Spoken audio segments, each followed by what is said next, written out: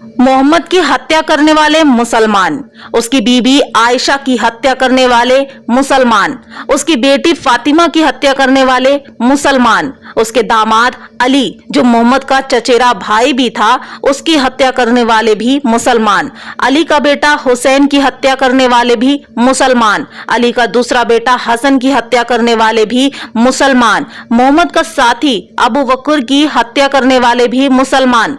पाकिस्तान, बांग्लादेश समेत सभी इस्लामिक देशों में मस्जिदों में बम फोड़ने वाले भी मुसलमान, यूरोप के चर्च में बम फोड़ने वाले भी मुसलमान, करोड़ों यहूदियों को मारने वाले मुसलमान, पारसी और पारस को विलुप्त करने वाले मुसलमान, पूरी दुनिया में जितने आतंकवादी हैं वे सभी मुसलमान हैं।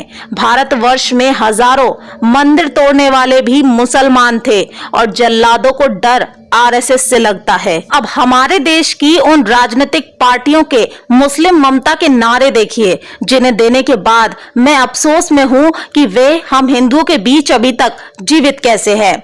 मुस्लिम साथ दे तो हम बीजेपी को हरा देंगे, मायावती। और ये कथन लोकतंत्र का है। मुसलमान और यादव को एकजुट होकर अपनी ताकत हिंदुत्व को दिखानी चाहिए, लालू प्रसाद यादव। ये कथन भी लोकतंत्र है। मुस्लिम और दलितों को एक हो जाना चाहिए, केजरीवाल। ये भी लोकतंत्र है। मुसलमान और यादव हमारी ताकत हैं, मुलायम सिंह। ये भी लोकतंत्र है। मुसलमान मेरे दिल में है, मुसलमान मेरा भाई है। मैं इस्लाम को मिटने नहीं दूंगा, इस्लाम मेरी रूह में है। बड़ा ओवैसी, ये भी लोकतंत्र है। मुसलमान और दलित इस देश की आत्मा में बसे हैं। राहुल गांधी, ये भी लोकतंत्र है। सिख और मुस्लिम उन हिंदुओं को जवाब दें, संजय सिंह। ये भी लोकतंत्र है। ईसाइयों को ये जान लेना चाहिए कि अब तक उनके साथ सिर्फ धोखा हुआ है। केजरीवाल, गोवा में दिया था ये बयान। ये भी लोकतंत्र है। मुसलमानों को मिलकर उनको यानी हिंदुओं को उनकी औकात दिखा देनी चाहिए। अकबरुद्दीन ओवैसी, ये भी लोकतंत्र है। मुसलमान हमारी पार्टी की नींव है, हम इसे कैसे अलग कर सकते हैं? मुसलमान ही तो हमारी ताकत है। आजम खान, ये भी लोकतंत्र है। हिंदुओं को तोड़ना है तो उन्हें जातियों में बांट दो, फिर उन्हें आपस में लड़ाओ और ज्यादा से ज्यादा मुसलमानों को रोजगार दो। अखिलेश यादव, ये भी लोकतंत्र है। भारत से इस्लाम मिटने नहीं दूंगा, हिंदुओं को मजबूत होने नहीं दूंगा। राहुल गांधी, ये भी लोकतांत्रिक आदमी है। इस्लाम अगर साथ दे तो मैं बंगाल को मुस्लिम देश बना दूं। ममता बनर्जी, ये भी लोकतंत्र का नाराए तकवीर है। हम सिर्फ हिंदुओं पर रोक लगा सकते हैं या रामायण महाभारत में युद्ध पर दिए गए ज्ञान को हिंसक बता सकते हैं, लेकिन कुरान की हिंसक आयतों में सुधार केवल मुस्लिम वक्फ बोर्ड ही कर सकता है। सुप्रीम कोर्ट, ये भी संविधान का ही लोकतंत्र है। पर अगर भारत में कोई हिंदुत्व की बात कर दे, हिंदुओं एक हो जाओ कह दे, तो वो सांप्रदायिक हो जाता है।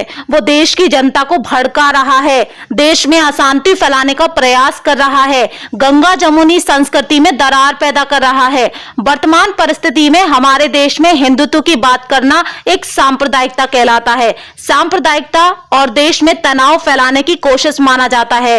बाकी कोई कुछ भी कह ले, सब कुछ लोकतंत्र है। लेकिन विश्वास कीजिए दोस्तों, अगर हम हिंदुत्व को बनाए रखना चाहते हैं तो हिंदुओं को एकजुट और एक मत होकर रहना ही होगा।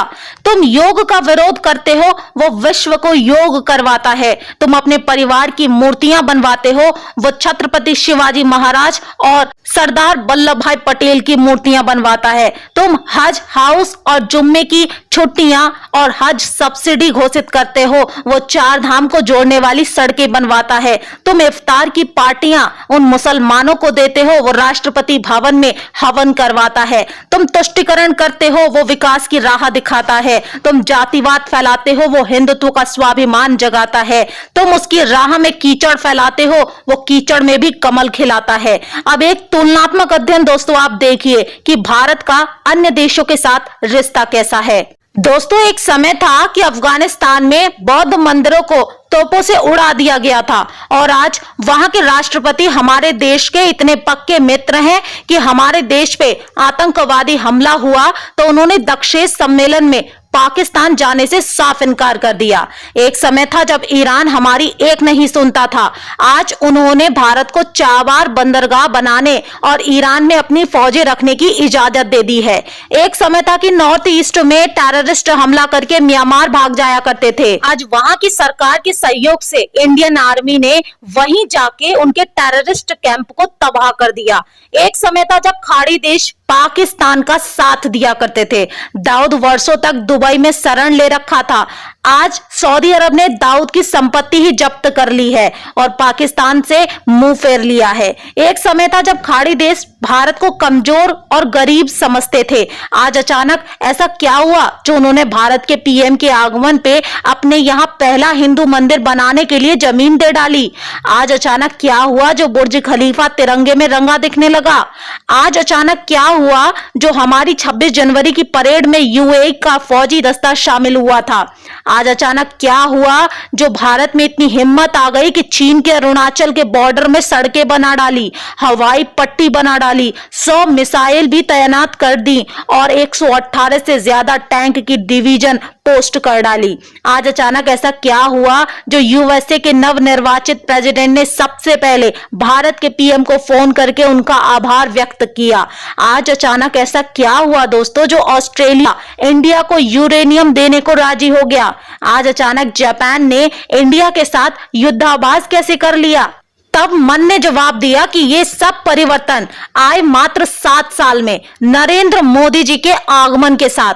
अब मेरा आप सबसे एक प्रश्न है, क्या भारत में नरेंद्र मोदी के अलावा वर्तमान नेताओं जैसे राहुल, लालू, मुलायम, अखिलेश, पिंकी, सोनिया, ममता बनर्जी, केजरीवाल, ओवैसी आदि में कोई ऐसा नेता है इस कैलिबर का जो इस प्रकार विश्व को झुका ले?